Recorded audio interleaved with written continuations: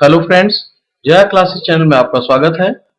Jaya classes channel के माध्यम से इस समय आप पढ़ रहे हैं भारतीय इतिहास।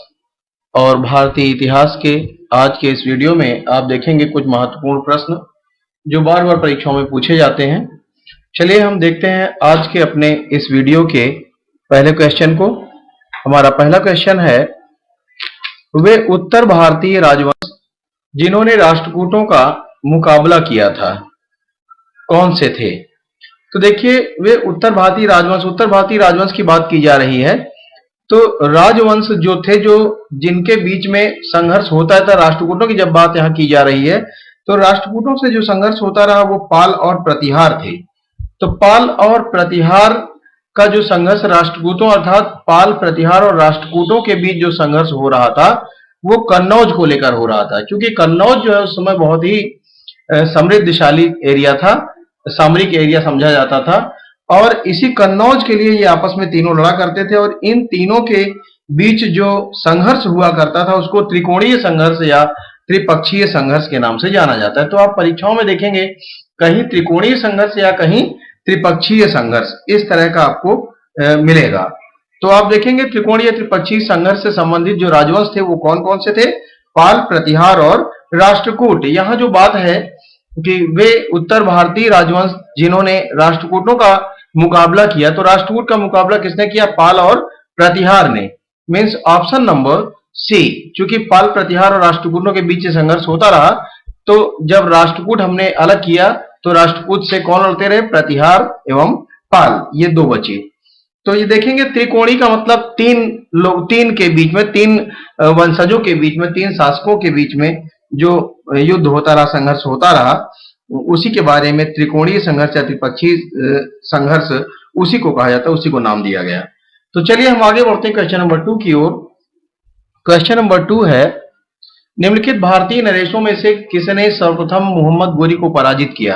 देखिए, मोहम्मद गोरी जो था वो आपका सन 1178 ईस्वी में गुजरात पर आक्रमण के लिए ये चला।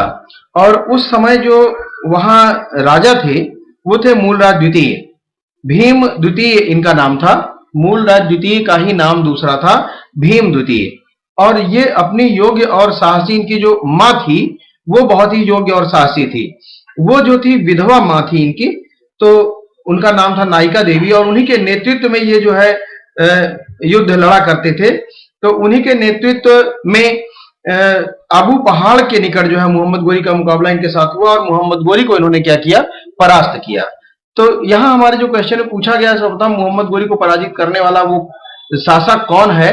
तो वो है भीम द्वितीय, जिसका दूसरा नाम है मूलराज द्वितीय। तो ध्यान देंगे, ये आपको भीम द्वितीय और मूलराज द्वितीय भी दिया जा सकता है ऑप्शन में, तो आप दोनों नाम आप रखेंगे। चलिए हम आगे बढ़ते हैं क्वेश्चन नंबर 3 की ओर। क्वेश्चन नंबर 3 है, जयपाल किस वंश का शासक था? जयपाल जो है ये किस वंशज का था, किस वंश का था? तो चंदेल वंश, हिंदुशाही वंश, प्रतिहार वंश, परमार वंश। तो जयपाल की अगर बात हम करें तो जयपाल जो थे ये हिंदुशाही राजवंश के शासक थे और इनकी राजधानी जो थी वो थी वयहिंद। क्या थी? वयहिंद। थोड़ा सा ध्यान रखेंगे इसको भी।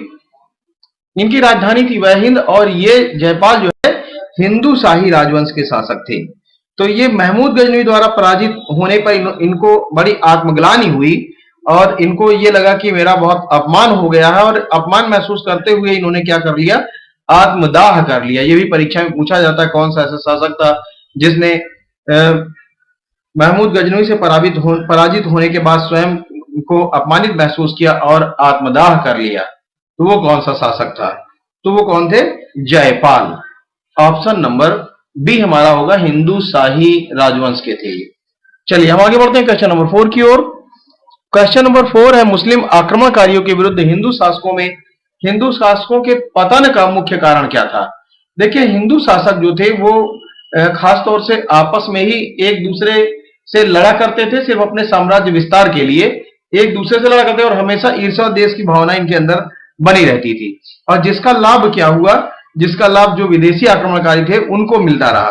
तो तुर्की आक्रमण के पूर्व भारत जो है अनेक राज्यों में विभाजित था और उसके जो शासक थे वो बस वही अपने थोड़े से साम्राज्य विस्तार के लिए, राज्य विस्तार के लिए जो है वो क्या करते थे, अपनी वंश की प्रतिष्ठा के लिए एक दूसरे से निरंतर युद्ध किया करते थे, जिसके कारण हमेशा आपस में ईर्ष्या देश बना रहता था और एक दूसरे के दुश्मन बने रहते थे और ये हमें कभी एकजुट नहीं हो पाते थे, जिसके कारण जो बाहरी जो आक्रमणकारी आते थे इसी का फायदा उठाकर क्या करते थे, इनको हरा कर यहाँ अपना आधिपत्य जमा लेते थे। तो देखिए जो ऑप्शन हमारे हैं, जाति व्यवस्था का दोष, धार्मिक संघर्ष, राजनीतिक एकता का अभाव, सेना की दुर्बलता, में ऑप्शन नंबर सी राजनीतिक एकता का अभाव देखा गया, जिसके कारण ये जो है हमेशा हार का मुंह देखते रहे। चलिए हम देखते हैं आगे क्वेश्चन नंबर 5। क्वेश्चन नंबर 5 है, कर्पूर मंजरी का लेखक राजशेखर किस शासक के दरबार को सुशोभित करता था? बहुत ही इंपॉर्टेंट है। कर्पूर मंजरी आपको देखते ही समझ में आ जाए कि ये इंपॉर्टेंट है। क्यों? क्योंकि ये हिंदी साहित्य में भी पूछा जाता है कर्पूर मंजरी का लेखक कौन है। तो कर्पूर मंजरी का लेखक देखिए यहां दिया ही गया है कि राजशेखर है। बहुत इंपॉर्टेंट क्वेश्चन ये बनता है, लेकिन ये किसके शासन में या किस शासक के राज दरबार को सुशोभित करते थे, इसका मतलब कि शासक के राज दरबार में ये रहा करते थे। तो देखिए यहां बात की जा रही है शासक की। तो कर्पूर मंजरी के जो लेखक हैं राजशेखर, ये संस्कृत के सुप्रसिद्ध रचनाकार थे और ये प्रतिहार शासक महेंद्र पाल प्रथम के दरबार में रहा करते थे। महेंद्र पाल प्रथम का जो शासन काल था वो 885 से 910 का समय था। 885 से 910 ईस्वी का समय था, इसको आप ध्यान रखेंगे। और ये कौन थे? महेंद्र पाल प्रथम, जिनके ये गुरु भी थे। कौन? कर्पूर मंजरी के लेखक राजशेखर, ये इनके गुरु थे और इनके राज दरबार की शोभा भी बढ़ाते तथा सुशोभित, इनके राज दरबार को सुशोभित करते थे। तो चलिए हम देखते हैं option number A, Mahendra Pal प्रथम के राज दरबार को सुशोभित करते हैं। चलिए आगे बढ़ते हैं क्वेश्चन नंबर 6 की ओर। क्वेश्चन नंबर 6 है, तबकाते नासिरी का लेखक कौन था? तो देखिए तबकाते नासिरी और ताजुल मुआसिर, ये ध्यान देंगे। ताजुल मुआसिर जो है किसकी रचना? हसन निजामी की। तो देखिए ताजुल मुआसिर, ताजुल के बाद मा से शुरू हो रहा मुआसिर, तो इसमें आप ध्यान देंगे हसन निजामी, बाद में ना, माँ के वाले के लिए ना, और तबकाते नासिरी ना के लिए माँ, ना के लिए माँ मीन्स मिनहाज, माँ से जो शुरू हो रहा है। मिनहाज उस सराज, मिनहाज अस सराज या मिनहाज उस सिराज आपको दे रहे। तबकाते नासिरी का लेखक कौन है? मिनहाज उद्दीन सिराज, मिनहाज उद्दीन सिराज भी इनका नाम है। और यहां जो दिया है मिनहाज अस सिराज, ये ऑप्शन राइट ऑप्शन होगा। और तारीख फिरोजशाही व फतवाएं जहादारी के लेखक कौन है? जियाउद्दीन बरनी, इसको भी ध्यान रखिएगा, बहुत इंपॉर्टेंट है, परीक्षा में बार बार पूछा जाता है कि फतवाएं जहादारी या तारीख फिरोजशाही के लेखक। तारीख फिरोजशाही बहुत पूछा गया है, कई बार परीक्षाओं में पूछा गया है। इसके रचनाकार कौन है? तो जियाउद्दीन बरनी है। लेकिन यहां जो बात है तबकाते नासिरी, इसके कौन है? मिनहाज उद्दीन सिराज या मिनहाज सिराज। और ताजुल मुआसिर जो परीक्षा में पूछा जाता है इसके हैं हसन निजामी। तो इनको आप याद रखेंगे, बहुत ही इंपॉर्टेंट है। चलिए हम आगे बढ़ते हैं क्वेश्चन नंबर 6 की ओर, सॉरी क्वेश्चन नंबर 7। निम्नलिखित में से कौन सी नगरी लोदी सुल्तानों की राजधानी थी? तो देखिए जब सुल्तान की बात आए, सुल्तान तो सल्तनत काल हमें याद आना चाहिए। और सल्तनत युग में, सल्तनत काल में दिल्ली के सिंहासन पर राज्य करने वाले जो राजवंश थे उनमें लोदी वंश जो था ये अंतिम राजवंश था।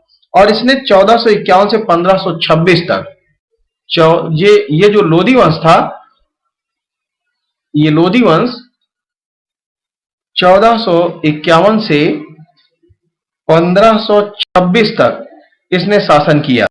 लेकिन बात यह है कि दिल्ली इनकी राजधानी कब तक रही? तो वो 1451 से लेकर 1504 तक, 1451 से लेकर 1504 तक ये इनकी राजधानी दिल्ली थी। और इसके बाद इनकी राजधानी क्या हो गई? इसके बाद इनकी राजधानी हो गई आगरा। और वो जो है कब से कब तक थी? 1504 से शेष बच रहा है 1526 तक। तो 1504 से 1526 तक इनकी राजधानी आगरा थी, और 1451 से 1451 से 1526 तक का इनका काल रहा, और 1451 से 1504 तक 1451 से 1504 तक जो इनकी राजधानी थी वो दिल्ली थी। तो सल्तनत युग ने दिल्ली के सिंहासन पर कब तक राज किया, इस तरह से भी परीक्षा में पूछा जा सकता है। तो आप देखेंगे 1451 से 1504 तक। लेकिन हमारा जो क्वेश्चन है, निम्नलिखित में से कौन सी नगरी लोधी सुल्तानों की राजधानी थी? तो लोधी सुल्तानों की राजधानी यहां दिल्ली और आगरा दोनों थी, लेकिन आप ऑप्शन दिल्ली को ही टिक करेंगे, क्योंकि क्या था, सबसे पहले इनकी राजधानी दिल्ली ही रही, सल्तनत काल की राजधानी दिल्ली थी। तो चलिए हम देखते हैं आगे। अगला क्वेश्चन है हमारा क्वेश्चन नंबर 8। दिल्ली सल्तनत का प्रथम वैधानिक सुल्तान कौन था? अब देखिए यहां क्वेश्चन किया गया है कि दिल्ली सल्तनत का प्रथम वैधानिक सुल्तान, सुल्तान तो कई हुए, लेकिन जो वैधानिक सुल्तान की बात आती है तो वैधानिक सुल्तान का मतलब है जो बगदाद के खलीफा जो थे वही क्या किया करते थे, इनको वैधानिकता की प्रधान मान्यता इनको दिया करते थे। तो दिल्ली के सुल्तानों में सर्वप्रथम इल्तुतमिश था, जिसका शासनकाल 1211 से 1236 तक था। इल्तुतमिश का शासनकाल क्या है? 1211 से 1236 तक। ये जो इनका शासनकाल रहा, इसी शासनकाल में इनको 1229 ईस्वी में बगदाद के जो खलीफा थे उनसे मंसूर द्वारा, बगदाद के खलीफा से मंसूर इनको प्राप्त हुआ। कहने मंसूर द्वारा, मैंने गलत बोल दिया, इनको मंसूर प्राप्त हुआ। मंसूर मीन्स इनको मान्यता प्राप्त हुई, स्वतंत्र शासन को वैध मान्यता इनको प्रदान की गई। वो कौन करता था? बगदाद के खलीफा किया करते थे। परीक्षा में पूछा जाता है कि कहाँ के खलीफा? तो बगदाद के, ये भी आप ध्यान रखेंगे। तो सर्वप्रथम इल्तुतमिश ऐसा शासक था जो क्या था? प्रथम वैधानिक सुल्तान था दिल्ली सल्तनत का। Option number B right option होगा। ये बहुत ही इंपॉर्टेंट क्वेश्चन है और बार बार परीक्षा में पूछा जाता है। चलिए देखते हैं क्वेश्चन नंबर 9 को। क्वेश्चन नंबर 9 है, निम्नलिखित में से किस सुल्तान ने द्वितीय सिकंदर का विरुद्ध धारण किया? तो देखिए यहां जो शासकों की बात की जाए तो बलवन और मोहम्मद बिन तुगलक, अलाउद्दीन खिलजी, फिरोज तुगलक, ये 4 शासकों के नाम यहां दिए गए। लेकिन निम्नलिखित में से सुल्तान कौन ऐसा सुल्तान था जो द्वितीय सिकंदर का विरुद्ध धारण करता था? तो देखिए यहां बात की जा रही है द्वितीय सिकंदर की, तो ये थे अलाउद्दीन खिलजी। अलाउद्दीन खिलजी के मस्तिष्क में अपने व्यक्तित्व और अपने को मतलब अमर की महत्वाकांक्षी की योजना थी कि मेरा व्यक्तित्व कुछ अलग है और लोगों से, और मेरी जो महत्वाकांक्षा है वो अमर रहे। इसके लिए सिकंदर ने क्या किया? सिकंदर के समान इन्होंने क्या किया? सिकंदर के समान इन्होंने विजय अभियान अपना चलाया और दूर दूर तक इन्होंने अपनी विजय पताका को फहराया। मतलब काफी लंबे एरिया पर इनका आधिपत्य हो गया, और उसने अपने सिक्कों और सार्वजनिक प्रार्थनाओं में भी स्वयं को दूसरा सिकंदर घोषित किया था। मतलब दूसरा सिकंदर इन्होंने कहां घोषित किया? सार्वजनिक प्रार्थनाओं में और अपने सिक्कों में। और सिकंदर ए सानी, जो सिकंदर ए सानी अर्थात द्वितीय सिकंदर, यही इनकी उपाधि है, सिकंदर ए सानी। और सिकंदर ए सानी का अर्थ है द्वितीय सिकंदर की उपाधि। तो इन्होंने सिकंदर ए सानी की उपाधि धारण की। ये भी परीक्षा में पूछा जाता है, सिकंदर ए सानी की उपाधि धारण करने वाले शासक कौन है? तो Alauddin Khilji. Option number C. चलिए हम आगे बढ़ते हैं क्वेश्चन नंबर 10 की ओर। क्वेश्चन नंबर 10 है, बलवन अपने बलवन किसका वंशज अपने आप को था? यहां पे अपने को होना चाहिए। बलवन जो है अपने को किसका वंशज मानता था?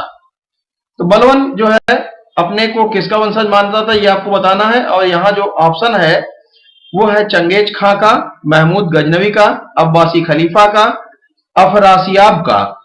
तो देखिए बलवन जो था दिल्ली का एकमात्र ऐसा सुल्तान था जिसने राजत्व तथा जाति उच्चता संबंधी विचारों की विवेचना की थी। इसके बारे में उसने बहुत सारी बातें लिखी और स्वयं को मीन्स राजा को इसने क्या किया? इसने ये दर्शाया कि इसे देवत्व प्रदान होता है, ये देव के समान होता है और देवता की तरह इनके बारे में सोच रखनी चाहिए। ऐसा इसका मानना था। तो गद्दी गद्दी पर जो है ये अपने वंशानुगत उत्तराधिकारी के अभाव को जताते हुए इन्होंने अपनी प्रतिष्ठा में वृद्धि के लिए स्वयं को तुर्की पौराणिक वीर अफरासिया का वंशज बताया। ये तुर्की पौराणिक वीर अफरासिया का वंशज बताया। तो देखिए अफरासियाब या अफरासिया दिया रहेगा आपको, ऑप्शन नंबर डी है अफरासियाब का। तो बलबन जो है अपने आप को श्रेष्ठ बताने के लिए किसका वंशज मानता था? अफरासियाब का, ऑप्शन नंबर डी। चलिए देखते हैं अगले क्वेश्चन को। क्वेश्चन नंबर 11, वह कौन सा शासक था जिसने एक सैनिक को निरीक्षक लिपिक को घूस देने के लिए सोने का एक सिक्का दिया था? कौन सा ऐसा शासक था? तो देखिए ऑप्शन दिया गया है नासिरुद्दीन महमूद, जलालुद्दीन खिलजी, कुतुबुद्दीन मुबारक खिलजी, और ऑप्शन नंबर डी है फिरोज तुगलक। तो यहां जो बात की गई है कि वह कौन सा शासक था जिसने एक सैनिक को निरीक्षक लिपिक को घूस देने के लिए सोने का एक सिक्का दिया था, वो थे फिरोज तुगलक। वंशानुगत सिद्धांत की इन्होंने ही जो है सेना पर लागू किया था कि वंशानुगत सिद्धांत लागू रहे, मतलब जिसको ईश्वर नहीं हटा सकता उसको हम वृद्ध होने पर क्यों हटाएं। तो उनके घर वालों को ये क्या करते थे, उनके पद को दिया करते थे।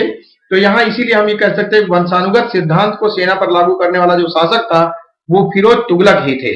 फिरोज तुगलक ने क्या किया, अपनी गलत नेकी और उदारता का उदाहरण पेश करते हुए एक बार एक सिपाही को घोड़ों का हिसाब रखने वाले किरानी को घूस देने के लिए उन्होंने क्या किया, एक सोने का सिक्का दिया था। तो ये है option number D Firoz Tughlaq. चलिए हम बढ़ते हैं आगे क्वेश्चन नंबर 12 की ओर। विजयनगर साम्राज्य का संस्थापक कौन था? तो विजयनगर साम्राज्य बहुत ही इंपॉर्टेंट क्वेश्चन है ये। विजयनगर साम्राज्य का श्रेष्ठ शासक था कृष्णदेव राय, बहुत इंपॉर्टेंट ये भी है। लेकिन हमारा जो क्वेश्चन है विजयनगर साम्राज्य का संस्थापक कौन था, तो वो थे हरिहर और बुक्का, ये दो भाई थे, हरिहर और बुक्का, जिन्होंने क्या किया, विजयनगर साम्राज्य की स्थापना की। तो विजयनगर साम्राज्य की जो स्थापना हुई 1336 ईस्वी में हुई, 1336 ईस्वी में।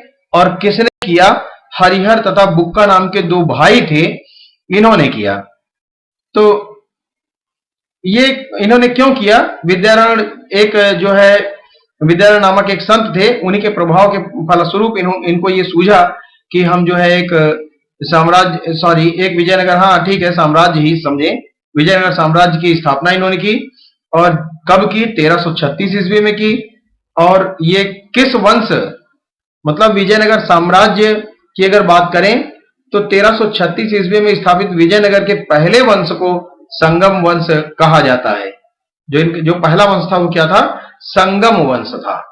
तो आप देखेंगे कि विजयनगर साम्राज्य की स्थापना किसने की? हरिहर और बुक्का नाम के दो भाई थे, इन्होंने की। लेकिन यह भी परीक्षा में पूछा जाता है कि इन्होंने किसके द्वारा, मतलब किसके प्रभाव